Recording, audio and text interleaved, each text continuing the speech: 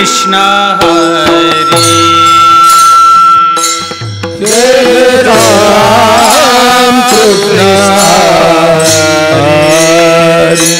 हरि जय जय राम कृष्ण हरे हरि जय जय राम कृष्ण जय जय राम कृष्ण हरे जय जय राम कृष्ण हरे जय जय राम कृष्ण हरे जय राम कृष्ण हरे जय जय राम कृष्ण हरे जय जय राम कृष्ण हरे लोचनी रूप पाहता लोचनी रूप पाहता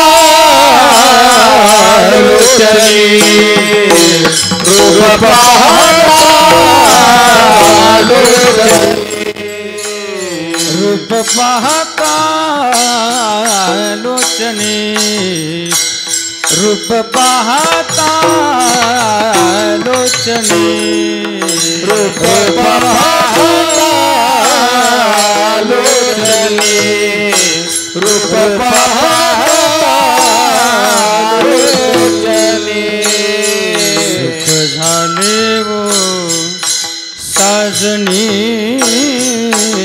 सुख झाले वो साजनी साजनी तो हा विठ्ठल बरवा तो हा विठ्ठल बरवा झाले हो साजनी दुःख झाले हो साजनी साजनी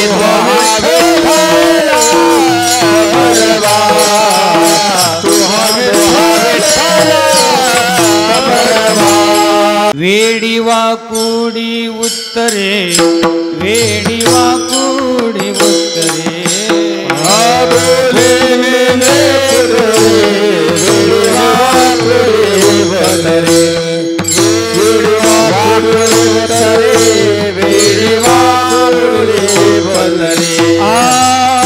बोली लीले कुरे वेडी वाकुडी उत्तरे वेडी वाकुडी उत्तरे वेडी वाकुडी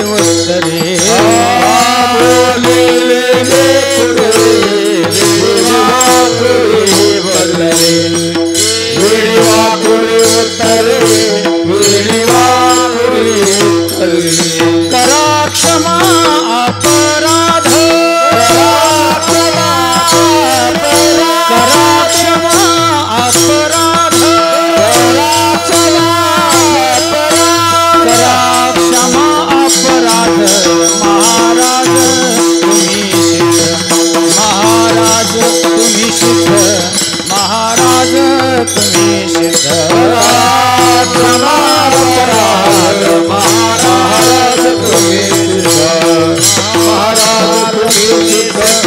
महाराज तुम्ही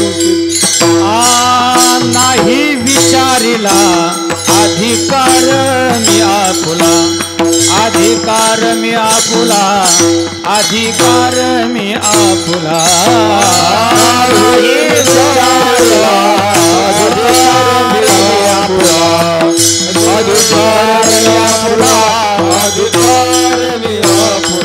करा क्षमा अपराध महाराज तुम्ही सिद्ध महाराज तुम्ही सिद्ध महाराज तुम्ही सिद्ध क्षमा अपराध महाराज तुम्ही सिद्ध महाराज तुम्ही सिद्ध महाराज तुम्ही सिद्ध तुका म्हणे ज्ञानेश्वरा राखा पाया पे किंकरा राखा पाया पे किंकरा राखा पाया पे किंकरा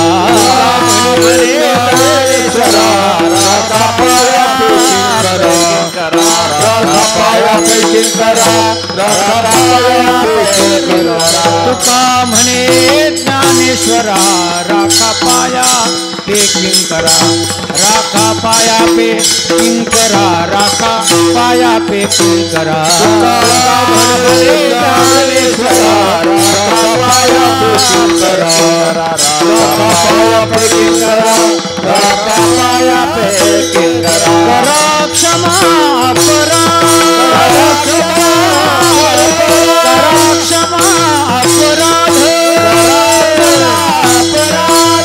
क्षमा अपराध महाराज तुम्ही सिद्ध महाराज तुम्ही सिद्ध महाराज तुम्ही सिद्ध क्षमा अपराध महाराज तुम्ही सिद्ध महाराज तुम्ही सिद्ध महाराज तुम्ही सिद्ध विठोबार कुमार विठोबार कुमार विठोबार कुमार विठोबार कुमार विठोबार कुमार विठोबार कुमार विठोबार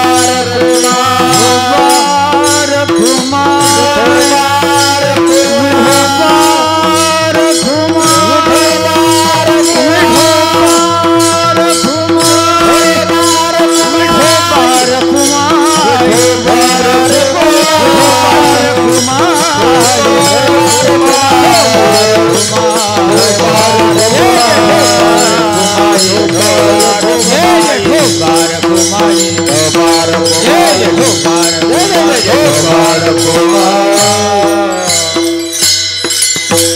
लेकुरे बोलिली लेकुरे वेडी वाकुडे उत्तरे करा क्षमा अपराध महाराज तुम्ही सिद्ध नाही विचारिला अधिकार मी आपुला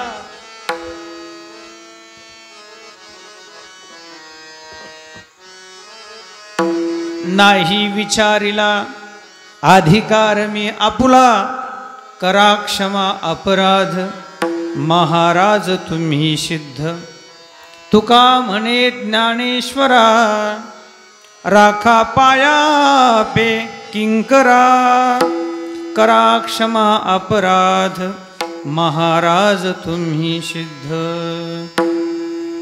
समचरण सरोजं सांध्रनिलाम्बुदाभं जगणनिहित पाणि मंडनं मंडनानां तरुण तुलसी माला कंधरं कंजनेत्रं सदय धवलहासं विठ्ठलं चिंतयामि पांडुरंगा करू प्रथम नमन प्रथम नमन प्रथम नमन प्रथम दूसरे चरण संतालिया दूसरे चरण संतालिया दूसरे चरण संतालिया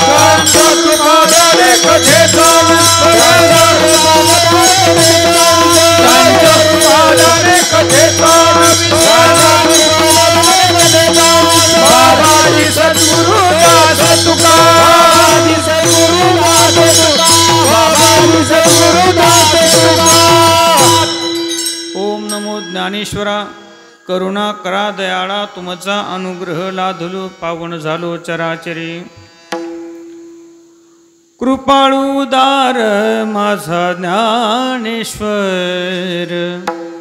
तया नमस्कार वारंवार न पाहयाते कुळाचा विचार भक्त करुणाकर ज्ञानाबाई नमो सद्गुरु तुकया ज्ञानदीपा नमो सद्गुरु सच्चिदानंद रूपा नमो सद्गुरु भक्त कल्याणमूर्ती नमो सद्गुरु भास्करा पूर्णकीर्ती जयांची केलिया स्मरण होय सकळ विद्येचे अधिकरण तेच वंदू श्री चरण श्री गुरूंचे ते नमस्कारुण्याता मस्तक हे पायावरी मस्तक हे पायावरी मस्तक हे पायावरी मस्तक हे पायावरी वार करे संताचा या वार करे संताचा वार करे संताचा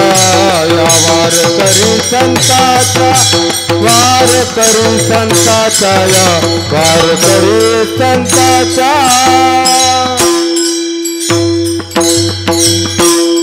बोलिले लेकुरी वेडे वाकुडे उत्तरे करा क्षमा अपराध महाराज तुम्ही सिद्ध. प्रस्तुत प्राप्त प्रसंगी कीर्तनरूपी सेवेसाठी निवडलेला अभंग महान भगवत भक्त संत सम्राट विश्ववंद्य वैराग्य मुकुटमणी जगद्गुरु तुकोबराय यांचा चार चरणाचा जवळजवळ सगळ्यांच्या पाठांतरातला, जवळजवळ म्हणण्यापेक्षा वारकरी जीवन आहे त्याचा हा अभंग पाठ नाही, असा व्यक्ती नाही. सगळ्यांच्या पाठांतरातला आहे पण कान पाठातला आहे, कारण असं वाचून कोणी पाठ केलेला नाही. असा असणारा हा नेहमीच आपण आरती वगैरे झाल्या घेत असताना आरतीच्या अगोदर सुरुवातीला आपण अभंग घेतो. हेचे दान देगा झाला की दुसरा अभंग बोलिले लेकुरे, आणि हा नियोजित ठरून असणारा हा अभंग आहे. आजची नियोजित सेवासुद्धा ठरलेली नियोजित सेवा आपल्या या संस्थांचे महंत वेदांताचार्य हरिभक्तीपरायण देवीदासजी महाराज म्हस्के शास्त्री यांची कीर्तन सेवा होती. तुम्हाला खरं तर आज पंचपक्वान्नाचं बेत या ठिकाणी सेवन करण्याकरता मिळणार होता, पण अचानकच पिठलं भाकरीवर बेत आला. विठ्ठल विठ्ठल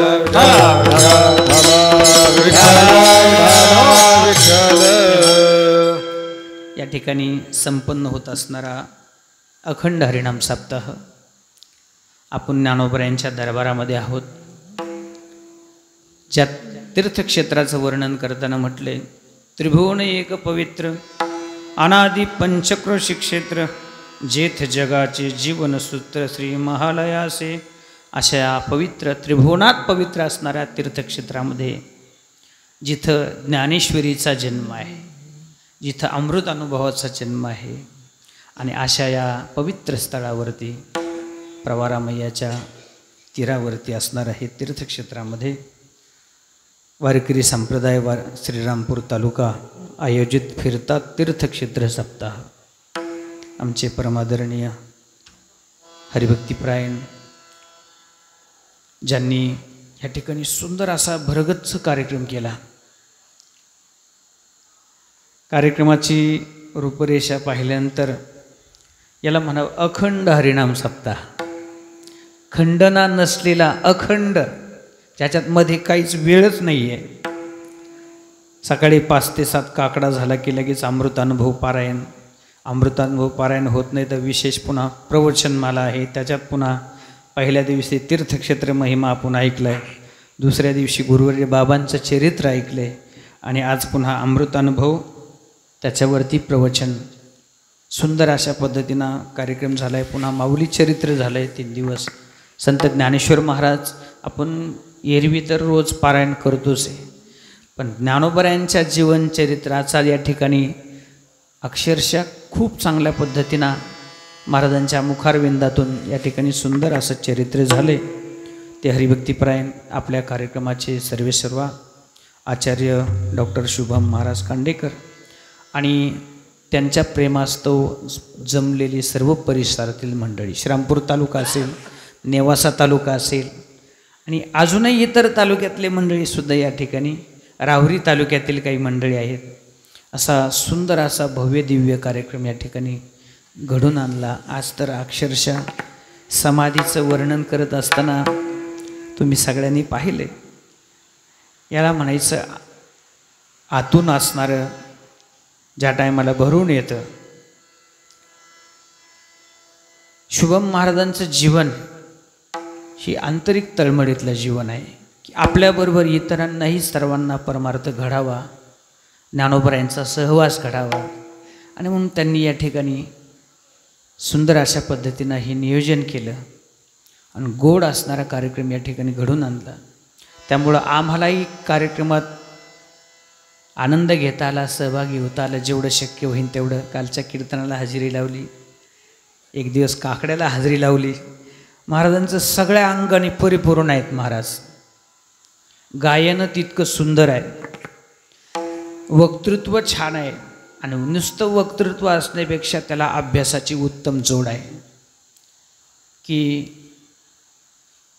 ज्यांना आचार्य पदवी इथपर्यंत त्यांनी नवे PhD केली. आम्ही तुमच्यासमोर सांगण्याकरता तसे एवढे ज्ञानी नाही, विद्वान नाही, पंडित नाही. मी एक दास आहे, किंकर आहे. मला काही या अभंगावर बोलता येईल असं काही नाही, पण बोलेली लेकरी वेडी वाकुडी उत्तरे. लेकरू जसं बोलन तसं तुम्ही सहन करून घ्या. विठाला विठाला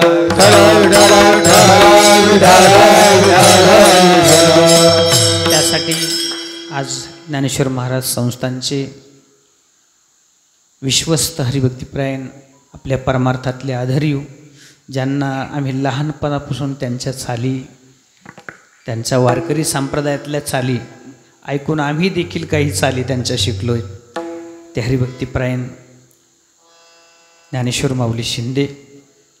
ज्यांनी पहिली चाल गायली ते हरिभक्तिपरायण बाळासाहेब महाराज पवार.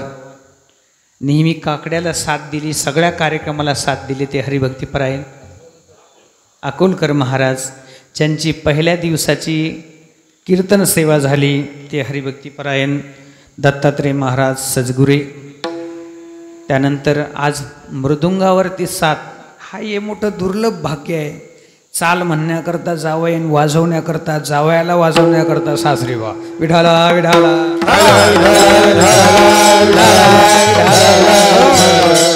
जावयाला वाजवण्याकरता म्हणजे जावयाची चाल वाजवण्याकरता बरं का, तर वेगळा अर्थ करता तुम्ही. त्याचप्रमाणे सर्व असणारे गुणीजन टाळकरी मंडळी, त्यामध्ये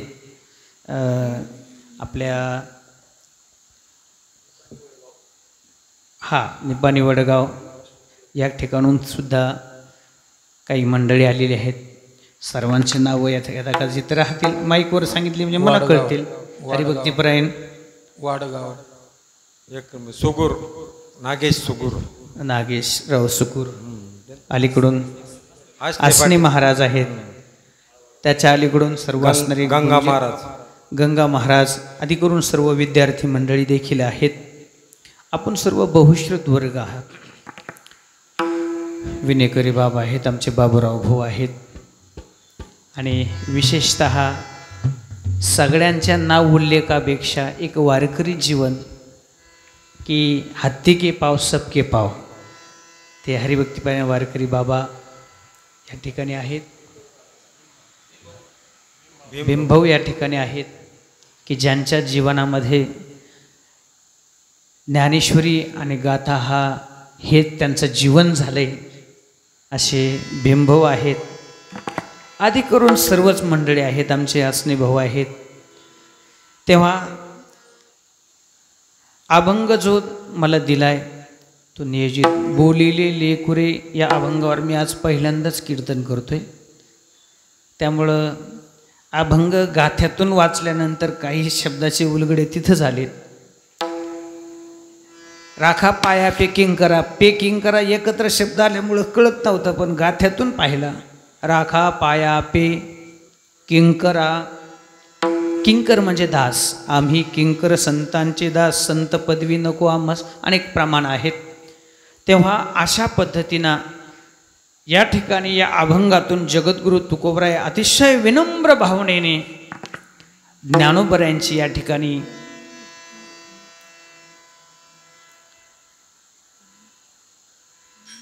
सुंदर अशा पद्धतीनं विनम्र भावनेने क्षमा मागतायत. वास्तविक पाहता क्षमा मागण्याकरता ज्ञानोबरायाच्या समोर तुकोबराय म्हणतात, मी काही जे काही बोललो असेल वेडं वाकडं बोललेलं आहे. वास्तविक पाहता तुम्ही मात्र कसे आहात? तुम्ही सिद्ध आहात. महाराजा तर आहात, पण सिद्ध महाराज आहात. त्यामुळं माझा अपराध तुम्ही क्षमा करा. करा क्षमा अपराध. महाराज तुम्ही सिद्ध. वास्तविक पाहता तुमच्या अधिकाराचा मी विचार करायला पाहिजे होता, पण तो विचार न करता आलेल्या धरणेकऱ्याला मी त्या ठिकाणी अभंगातून उपदेश करण्याचा प्रयत्न केला आहे. तुमचा अधिकार मी त्या ठिकाणी विचारात घेतला नाही. नाही विचारिला अधिकार मी आपुला. करा क्षमा अपराध. महाराज तुम्ही सिद्ध. तुका म्हणे ज्ञानेश्वरा. तुकोबराय म्हणतात तुम्ही कसे आहात? तर ज्ञानाचे ईश्वर आहात. हां, तेव्हा मी असणारा सर्वसामान्य दास आहे, सेवक आहे. मला तुमच्या चरणाजवळ जागा द्या. विठाला विठाला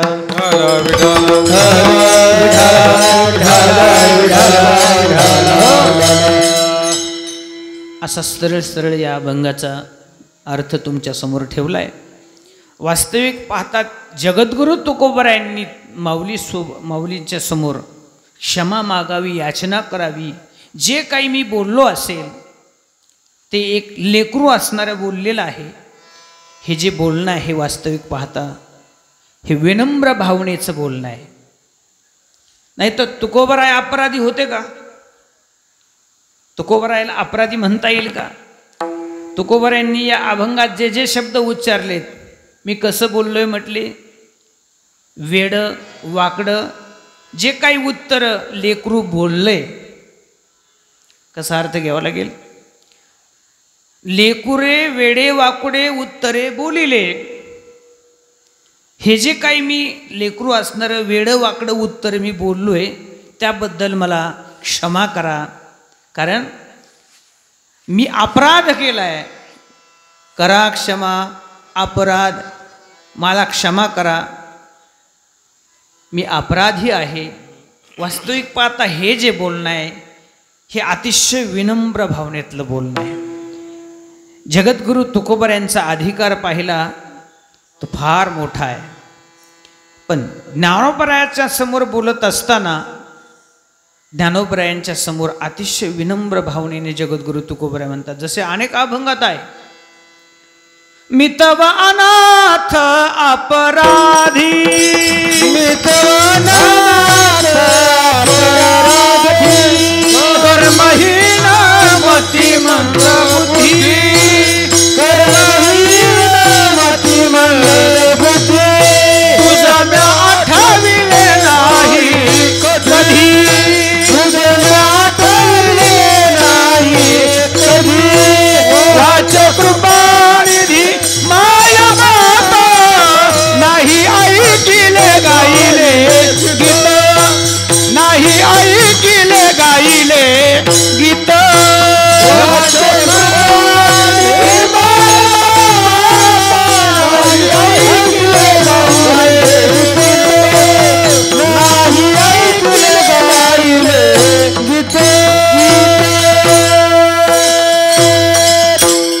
मी तवानाथ अपराधी, कर्महीन मतिमंद बुद्धी, तुझ म्या आठविले नाही कधी, वाचे कृपानिधी माय बापा, नाही ऐकिले गायले गीत, धरिली लाज सांडिले हित, नावडे पुराण भैसले संत, केली बहुत परनिंदा, नाही केला करविला परोपकार. हा सगळा अभंग पाहिला तुकोबरायांच्या नाटातला अभंग आहे. तुकोबराय अपराधी होते, तुकोबराय मतिमंद होते, तुकोबराय कधी भगवंताला आठवत नव्हते. अहो, ज्यांचं अखंड चिंतन आहे, नव्हे नव्हे ज्यांच्या चिंतनामध्ये खंड नाही आहे, रात्र काय दिवस काय, रात्र नकळे दिवस नकळे, अंगी खेळे दैवतही, ते म्हणतात तुझं खंडेना जीवन, रामकृष्ण नारायण, रामकृष्ण नारायण, रामकृष्ण नारायण, अखंड खंडेना जीवन, रामकृष्ण नारायण, रामकृष्ण नारायण, रामकृष्ण नारायण, जीवन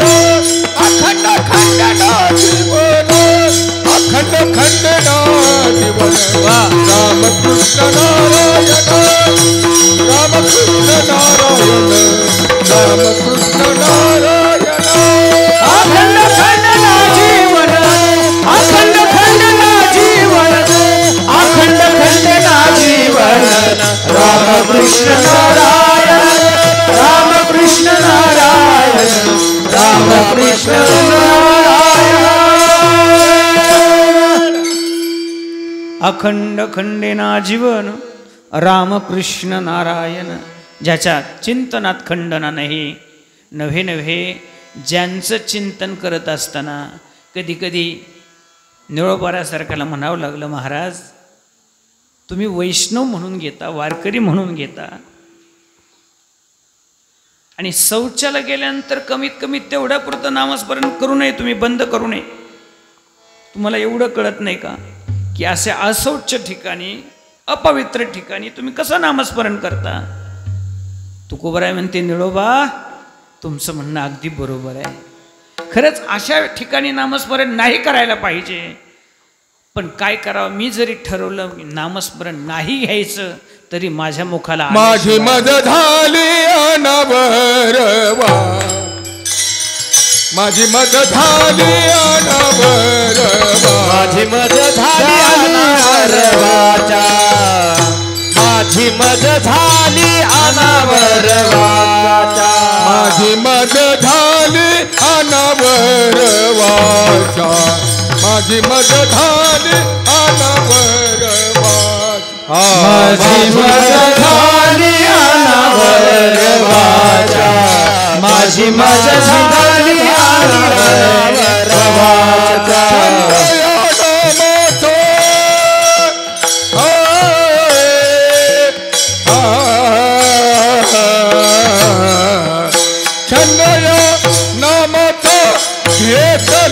छंद या नामाचा घेतला, माझी मद झाली अनावरवा, माझी मद झाली अनावरवा.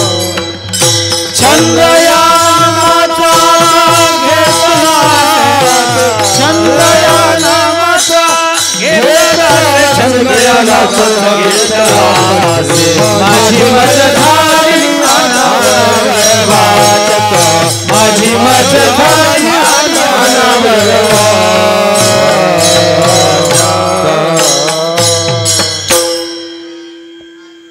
माझी मज झाली अनावरवाचा, छंद या नामाचा घेतलासे. यांची वाचा अनावर झाली, नामचिंतन करायचं नाही म्हटलं तरी आल्याशिवाय राहत नाही. त्यांचं ना आपलं सारखंच आहे, पण थोडा उलट बदल आहे. आपण घ्यायचं म्हटलं तरी आपल्या मुखाला येत नाही, आणि त्यांनी नाही घ्यायचं म्हटलं तरी आल्याशिवाय राहत नाही. विठाला विठाला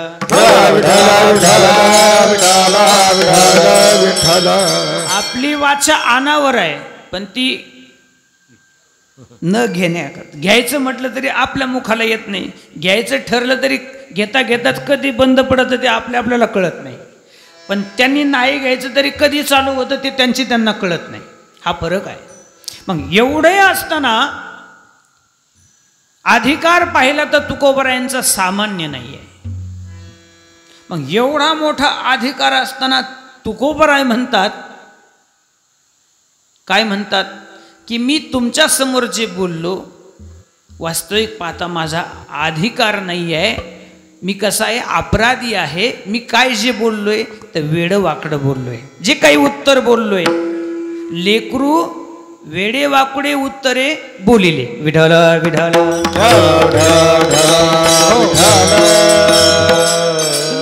ऐकणारे माणसं म्हणते, काय बोलले व तुकोबरायांचा असा काय अपराध झाला होता, नेमकं कशामुळं तुकाराम महाराज ज्ञानोबरायांच्या समोर विनम्र भावनेने क्षमा मागतात? प्रश्न पडेल ना अभंगामध्ये, काय नेमकं झालं होतं? त्याचं कारण आहे, एक धरणेकरी असणारा ज्ञानोबरायांच्या दरबारामध्ये धरणं धरून बसला. त्याला अपेक्षा होती की ज्ञानोबराय हे सर्व अंगाने ज्ञानोबरायांचं वर्णन केलेलं आहे. नुसतं वर्णन केलं नाही, सगळ्या अंगाने ते तितके श्रेष्ठ आहेत म्हणून सगळ्या संतांनी तोंड भरून वर्णन केले. ज्ञानोबराय हे सामान्य नाहीत. तुम्हाला ज्ञान मिळवावं लागतं. कोणत्या तरी एखाद्या युनिव्हर्सिटीमध्ये जाऊन ते ज्ञान घ्यावं लागतं, कोणत्या एखाद्या विद्यापीठात जाऊन ज्ञान घ्यावं लागतं. पण ज्ञानोबराय सगळ्याच अंगाने जर पाहिले तर सगळ्या अंगाने श्रेष्ठ आहे. ज्ञानाचा विचार केला तर ज्ञानाचा विचार करताना सुद्धा अनेक साधू संतांचे, सगळ्या संतांचे प्रमाण आहेत. जनाबाई महाराज म्हणतात, विवेका सागरा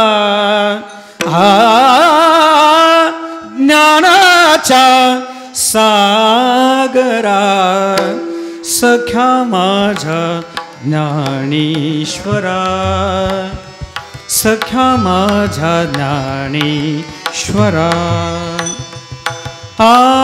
मरोणिया जावे मरोणिया जावे बा माझ्याच्या पोटायावे विवेका सागरा ज्ञानाच्या सागरा सख्या माझ्या ज्ञानेश्वरा, सख्या माझ्या ज्ञानेश्वरा, सख्या माझ्या ज्ञानेश्वरा, सख्या माझ्या ज्ञानेश्वरा. हे जनाबाई महाराज म्हणतात ज्ञानाच्या बाबतीत. ज्या तुकोबरायांकडे जो धरणेकरी पुढं आपल्याला तो विषय मांडायचा आहे, त्याच्या मनात अंतःकरणात एक अपेक्षा होती की मी काही सायास न करता मला ज्ञान मिळावं, मी मोठा ज्ञानी व्हावं, विद्वान व्हावं, पंडित व्हावं आणि काही न करता सगळ्यांनी मला मानावं. काय करावं? माझी मानमान्यता व्हावी, प्रतिष्ठा व्हावी, अशी त्याची अपेक्षा. म्हणून त्याच इच्छेने तो धरण धरून बसला ज्ञानोबरायांच्या दरबारामध्ये. ज्ञानोबरायांनी त्याला साक्षात्कार ज्ञानोबरायांचा झाला. त्यांनी ज्ञानोबरायांनी सांगितलं, बाबा इथं बसून तुझा काही उपयोग होणार नाही. सध्या चालतं बोलतं विद्यापीठ सगळं काही. थोडक्यात आमचे गुरुवर्य सांगायचे, ते म्हटले इथलं कोर्ट बंद आहे, सध्या तुम्हाला देहू क्षेत्रात जावे लागेल. तिथं जा, तिथं संत श्रेष्ठ जगद्गुरु तुकोबरायांकडे जा, तुझी इच्छा पूर्ण होईल. ज्ञानोबरायांनी सांगितलंय, कारण ज्ञानोबराय सुद्धा तुकोबरायांच्या बाबतीत म्हणतात, तुका सर्वा श्रेष्ठ प्रिया माथोर जो का अवतार नामयाचा. रामेश्वर भट्टांच्या बाबतीत पुढं बोलताना त्यांनी सांगितलंय. ते आता होणार आहे थोडं मागं पुढं, परंतु अशी त्याच्या स्वप्नामध्ये जाऊन सांगितलं की तू देहू क्षेत्रामध्ये जा, तिथं जगद्गुरु तुकोबराय आहेत, त्यांची भेट घे, तुझी इच्छा पूर्ण होईल. आणि मग तो धरणेकरी ज्ञानोबरायांचा निरोप घेऊन तुकोबरायांकडे जातो. तुकोबरायांच्या चरणी साष्टांग दंडवत घालतो. श्री संताची या माथा चरणावरी, श्री संताची माथा चरणावरी, श्री संताची माथा चरणावरी, श्री संताची माथा चरणावरी, साष्टांग हे करी दंडवत, साष्टांग हे करी दंडवत, साष्टांग हे करी दंडवत. महाराजांना त्या ठिकाणी दंडवत घालतो, प्रणाम करतो आणि तुकोबरायला निरोप सांगतो की मी जे तुमच्याकडं आलोय तर मला संत श्रेष्ठ ज्ञानेश्वर महाराजांनी तुमच्याकडे पाठवलं. मी त्यांच्या दारामध्ये धरणं धरून बसलो होतो, पण मला त्यांनी सांगितलंय की इथं तुझं काम होणार नाही, तू जगद्गुरु तुकोबरायांकडे जा. आणि मग जगद्गुरु तुकोबरायांकडे जा म्हटल्यानंतर जगद्गुरु तुकोबरायांच्या डोळ्यामध्ये अक्षरशः अश्रू येतात. काय ज्ञानोबरायांची थोरवी आहे, वास्तविक पाहता काय ज्ञानेश्वरी उणे मज तुम्हा पाठविले धरणे. काय तिथं काय कमी होतं तू बाबा माझ्याकडे आला. मग त्याच्यामध्ये बरेच काही अभंग त्याला त्या ठिकाणी दिले. धरणेकरी प्रकरण म्हणूनच आहे. आणि ते करत असताना ज्ञानोबरायांनी काही जगद्गुरु तुकोबरायांनी ज्ञानोबरायांची स्तुती केली, ज्ञानोबरायांचं वर्णन केलं. ज्ञानोबराय हे कसे आहेत, ज्ञानियांचा गुरु राजा महाराज, ज्ञानियांचा गुरु राजा महाराज, ज्ञानियांचा गुरु राजा महाराज, ज्ञानियांचा गुरु म्हणती ज्ञानदेव तुम ऐसे, म्हणती ज्ञानदेव तुम्हासे मज पामराळे, काय थोरपण मज पामराळे, काय थोरपण मनत ज्ञानदेव तुम्हारे, मनत ज्ञानदेव तुम्हारे, मज पामराळे, काय थोरपण मज पामराळे, काय थोरपण.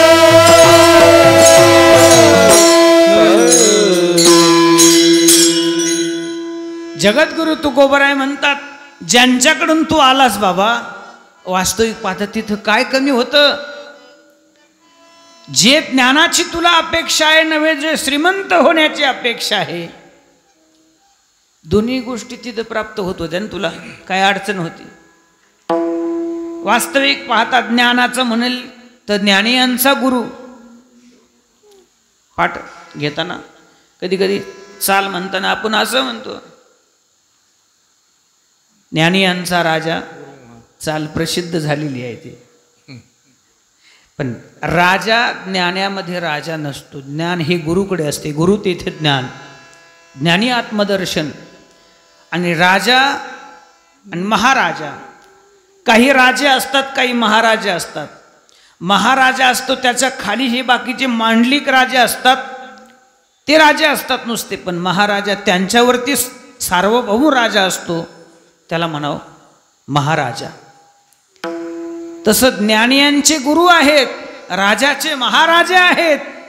दोन्हीचा विचार केला तरी तिथं काही कमतरता नव्हती नसून तू इकडं आला तेव्हा ज्ञानोबरायांचं वर्णन करायला सुरुवात केली. सुखाच्या श्रीमंताच्या बाबतीत विचार केला तर जयाची ये द्वारी सोन्याचा पिंपळ, जयाची ये द्वारी सोन्याचा पिंपळ, जयाची द्वारी सोन्याचा पिंपळ, जयाची द्वारी सोन्याचा पिंपळ, जयाची ये द्वारे सोन्याचा पिंपळ, जयाची ये द्वारे सोन्याचा पिंपळ, जयाची द्वारे सोन्याचा पिंपळ, जयाची द्वारे सोन्याचा पिंपळ, जयाची द्वारी सोन्याचा पिंपळ, जयाची द्वारी सोन्याचा पिंपळ, जयाची द्वारी सोन्याचा पिंपळ, जयाची द्वारी सोन्याचा पिंपळ. अंगी ऐसे बळ रेडा बोले, रेडा बोले, अंगी ऐसे बळ आ आ आ रेडा बोले, अंगी ऐसे बळ, अंगी ऐसे बळ रेडा बोले, करील ते काय दोहे महाराज, करील ते काय दोहे महाराज, करील ते काय दोहे महाराज, दोहे महाराज, दोहे महाराज. ज्याच्यात वर्णन केलं की जयाची द्वारी सोन्याचा पिंपळ, अंगी ऐसे बळ रेडा बोले. ज्ञानाचा विचार करशील तर ज्यांनी कृपा केल्यानंतर होता कृपा तुमची पशु बोले वेद, एवढी ज्यांची आगाध कृपा आहे म्हणून त्यांच्या समोर सगळं ज्ञानोबरायांचं वर्णन यायला लागलं. तू माझ्याकडे आलास, अभागी आहेस, एवढं मोठं मोठे महात्मे सोडले, संत सोडले ज्ञानोबाऱ्यासारखे, आणि मज पामर आहे माझ्याकडे. तेव्हा तुकोबराय म्हणतात, माऊली तुम्ही मला एवढं मोठं समजवलं, वास्तविक पाहता मी कसं आहे, मज पामर आहे, काय थोर पण पायाची वाण, पायातली पायातच राहू द्या म्हटली. कशाला उगाच तुमच्याकडे जर पाहिलं तर तुमची स्थिती आहे जिथं सोन्याचा पिंपळ आहे. अंगात जर बळ पाहिलं, शक्ती पाहिली, कर्तुमा अन्यथा कर्तुम शक्ती केवढी आहे. अंगी आहे से बळ रेडा बोले, ठरवलं तर काय करणार नाहीत, करील ते काय नोहे महाराज. हा, हे सगळं आहे. ज्यांनी तुम्ही ठरवलं तर जयाने घातली, मुक्तीची गवांधी मिळविली मांदी. तुका म्हणे तेथे सुखा काय उणे. हे सगळं असताना तुम्ही मला मात्र याला माझ्याकडे पाठवलं. तेव्हा त्याला बरेचसे काही अभंग दिले, पण त्याला मात्र त्याचं काही ते रुचलं नाही, पचलं नाही. ज्ञानोबरायांना त्यांनी सांगितलं, तुम्ही माझ्याकडे धरणेकरी पाठवला, मी त्याला तुमच्या सूचनेनुसार आज्ञेनुसार अभंगही दिले, परंतु तो काय मात्र त्याचं. हा, आणि मग शेवटी सगळं बोलणं झाल्यानंतर तुकोबरायांच्या लक्षात आलं, ज्यांची आपण स्तुती केली, ज्यांचं वर्णन केलं, आपली वाणी त्या ठिकाणी त्यांचं वर्णन करण्याकरता अपुरी आहे. काय वाणू आता न पुरे, हे काय वाणी, हा वाणी मस्तक चरणी ठेवीत असे. आणि मग त्यांच्या लक्षात आल्यानंतर त्यांनी पुन्हा सांगितलं, ज्ञानोबराया माऊली वास्तविक पाहता मी जे काही बोललोय ना, ते असणारं जे काही वेडं वाकडं उत्तर बोललोय, वास्तविक पाहता मी लेकरू आहे अभंगाच्या पहिल्या चरणात. बोलिली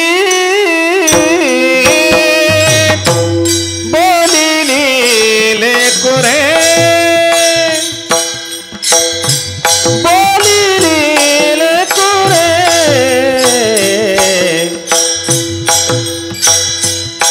बोलिली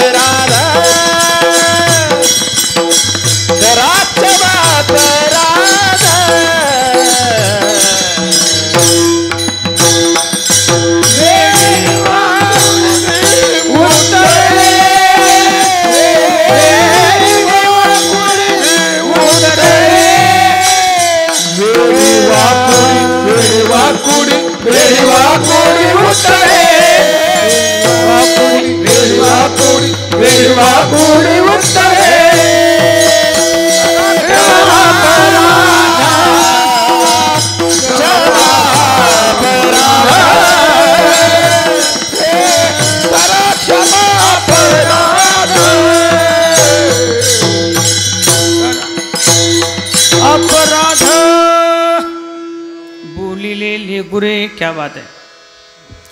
वेडी वाकुडी उत्तरे. जगद्गुरु तुकोबराय म्हणतात, माऊली मी जे काही बोललो, लेकुरे वेडी वाकुडी उत्तरे बोलिली. वास्तविक पाहता तुकोबराय सामान्य नाहीत, ज्यांचा सहज बोलण्यातून वेदाच्या रुचा निघतात, तुका सहज बोले वाणी त्याचे घरी वेदांत वाहे पाणी. नवे नवे त्यांनी ठाम निश्चयाने सांगाव, वेदाचा तो अर्थ माशीच ठावा, येराणी वहावा भार माथा. एवढे तुकोबरायांची आघात थोरवी आहे. तुकोबराय सामान्य नाही. तुकोबरायांचा अधिकार पाहिलं तर तुकिता तुलनेसी ब्रह्म सुख काशी आले, ब्रह्म सुखाची आले, म्हणून रामेश्वरी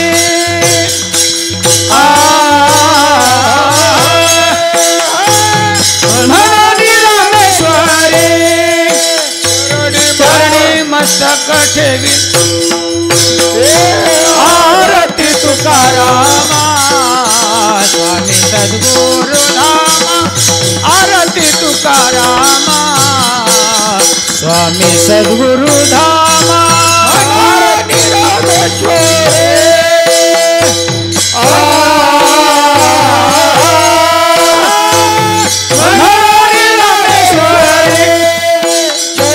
मस्तक ठेविले, चरणी मस्तक ठेविले, आरती तुकारामा सद्गुरु रामा. आरती तुकारामा स्वामी सद्गुरु रामा. आणि हे वर्णन कोणी केलंय? मित्र करील याच्यात नवल नाही. मित्रांनी वर्णन केलं तर कधी कधी त्याच्यामध्ये काय असतं ते भावनानिष्ठ वर्णन झालं.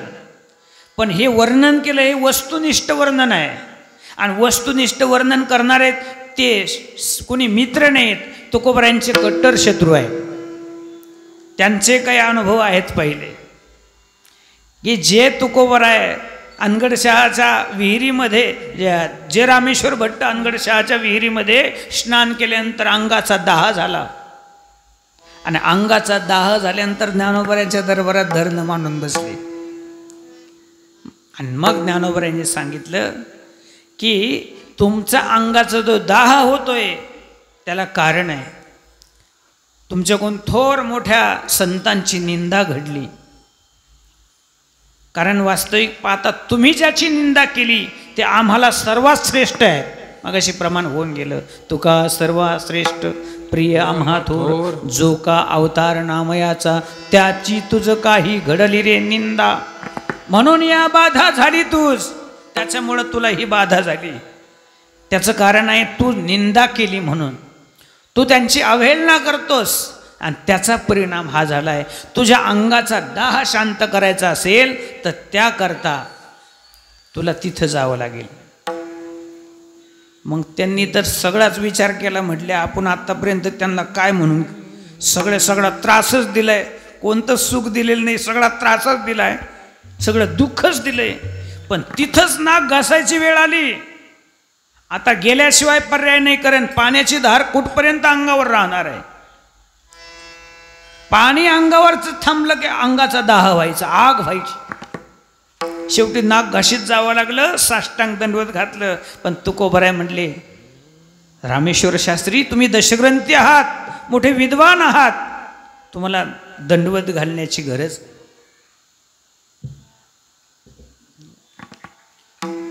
आणि मग तो अंगाचा दाह शांत करण्याकरता, वास्तविक पाहता तो अंगाचा दाह शांत होण्याकरता त्यांना अगोदर जी काही शिष्य मंडळी आली होती त्यांच्याकडे पत्र दिलं होतं. चित्तशुद्ध तरी शत्रुमित्र होती, व्याघ्रहीन खाती सर्पदया.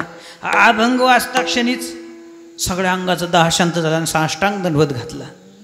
सगळ्याच तुकोबरायांच्या विषयी सगळं काही त्यांना आता यथार्थ ज्ञान झाले. तुकोबराय सामान्य नाही.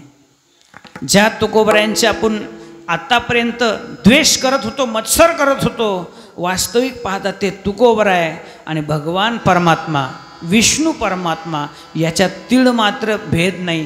तुलना करून पाहिली बुद्धीने, विचार करून पाहिला तर त्याच्यामध्ये कुठेही कमतरता भासली नाही. तुकिता तुलनेशी म्हणे रामेश्वर भट्ट द्विजा,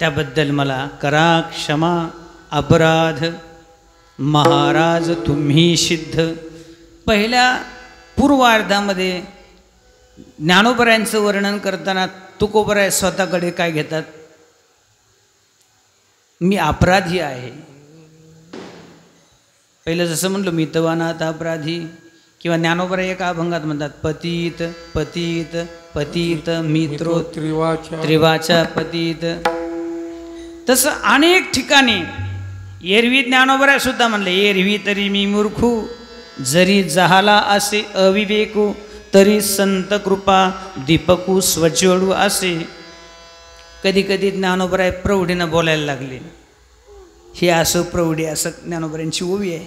लक्षात आलं, कारण अगोदर ओवी टाकली. काय म्हटले ते म्हटले, जर तुम्हाला सर्व सुखाला पात्र व्हायचं असेल तरी अवधान ऐकले दिजे, मग सर्व सुखाशी पात्र होईजे. हे प्रतिज्ञातर माझे उघड आहे का. पण परत लक्षात आलं की आपल्यासमोर गुरुदेव आहेत आणि आपण काय बोलतोय. आणि मग विनम्र भावनेने पण मी हे जे बोललोय वास्तविक पाहता असं काही नाही आहे, तुम्ही मोठे आगाध आहात, अशा पद्धतीनं पुन्हा विनम्र भाव घेतला आहे. असे बरेच जसे ज्ञानोबराय म्हणतात तसं इथं तुकोबराय सुद्धा म्हणतात. हा परी प्रौढीन बोलो होजी, तुर्मा सर्वज्ञांच्या समाजी, द्यावे अवधान माझी विनवणी सलगीची. वावा, हा मी सलगीनं बोललोय म्हटले. वास्तविक पाहता माझं काय अशी प्रौढी नाहीये, जशी विनम्र भावनेने ज्ञानोबराय सांगतात तसं इथं म्हणतात करा क्षमा अपराध. तुकोबराय सुद्धा म्हणतात महाराज तुम्ही सिद्ध. वास्तविक पाहता तुम्ही कसे आहात, तर पहिली गोष्ट तुम्ही महाराज आहात. महाराज कोणाला म्हणायचं. आपल्याला जर कोणी महाराज म्हणलं नाही एखाद्या वेळेस हुकला आपल्याकडून लिहिण्यात तर आपल्याला राग येतो. पण महाराज कोणाला म्हणायचं. महाराज या शब्दाची व्याख्या काय, अर्थ काय. वास्तविक पाहता या लौकिक जीवनातल्या गोष्टी जो प्राप्त करून देत असेल त्याला राजा म्हणावं, आणि या जीवनामध्ये आध्यात्मिक ज्ञानाची जे प्राप्ती करून देत असतील त्यांना महाराजा म्हणावं. विठ्ठल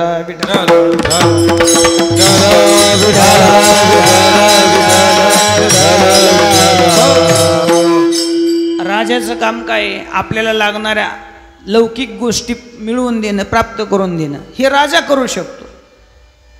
परंतु महाराजा त्यांना म्हणावं की ज्यांनी आध्यात्मिक सर्व असणारं आपल्याला मिळवून देण्याचं काम केलंय त्याला मात्र महाराजा म्हणावं. आणि तुकोबराय म्हणतात तुम्ही कसे आहेत, तर महाराज, पण नुसते महाराज नाही, सिद्ध असणारे महाराज आहात. सगळ्यामध्ये तुम्ही कसे आहात, सिद्ध आहात. काही माणसं प्रसिद्ध असतात पण सिद्ध नसतात. संत महात्मे प्रसिद्ध नव्हते पण सिद्ध होते. विठ्ठल विठ्ठल.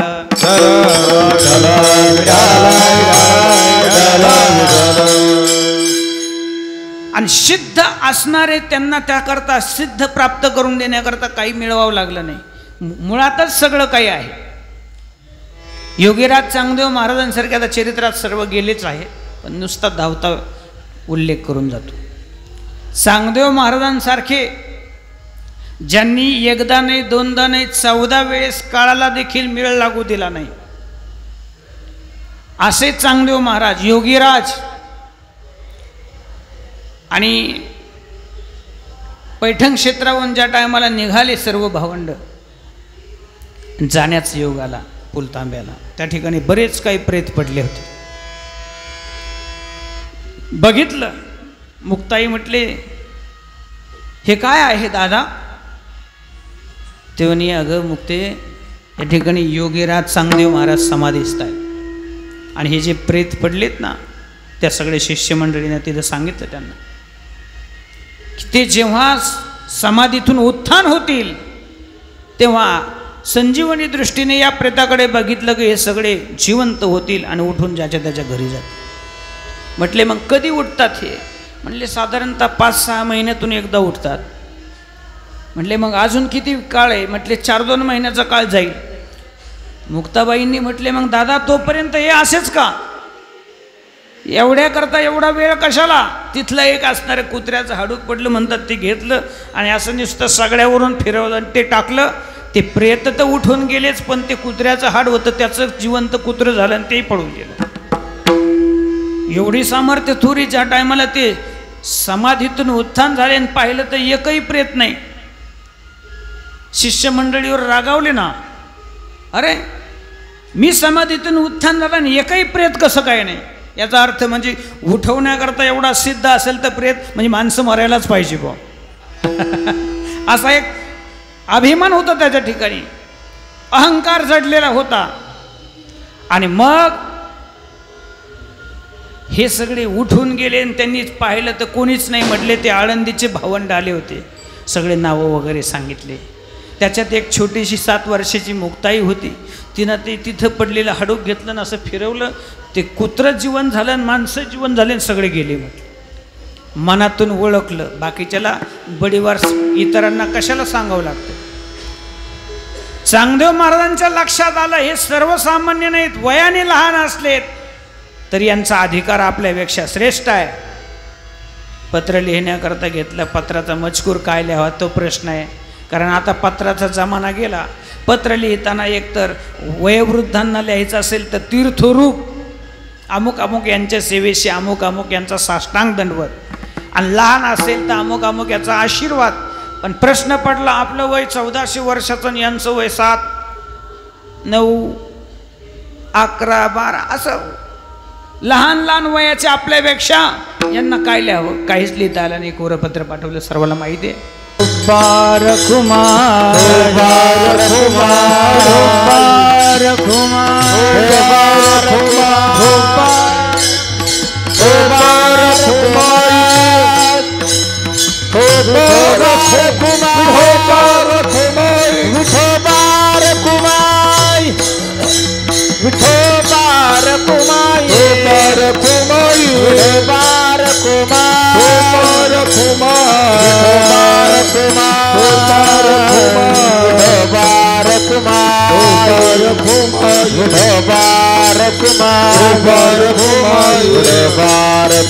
पुंडलिक वरदा हरी विठ्ठल श्री ज्ञानदेव माऊली ज्ञानेश्वर महाराज की, जगद्गुरु तुकाराम महाराज की, संत एकनाथ महाराज की.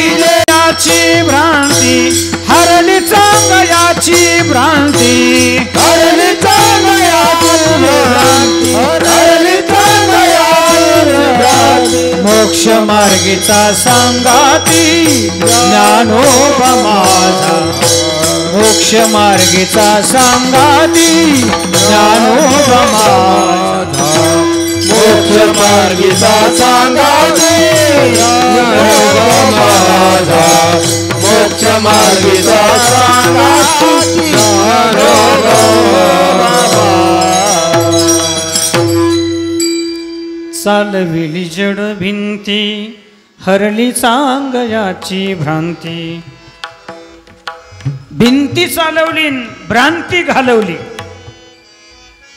वास्तविक पाहता मुक्ताई म्हणते, दादा अरे तुला एवढी जर भिंत चालवतेत होते तर आम्हाला पार ऊन हातानाचं सगळ्या पायाला पानं बांधू बांधू तिकडं ऊन हातानाचं नेलं, मग त्यावेळेस भिंत का नाही चालवली?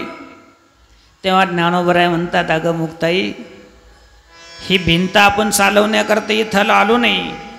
अहंकाराच्या जे भिंती अंतकरणामध्ये बांधलेल्या आहेत त्या पाडण्याकरता आलोय. विठाला विठाला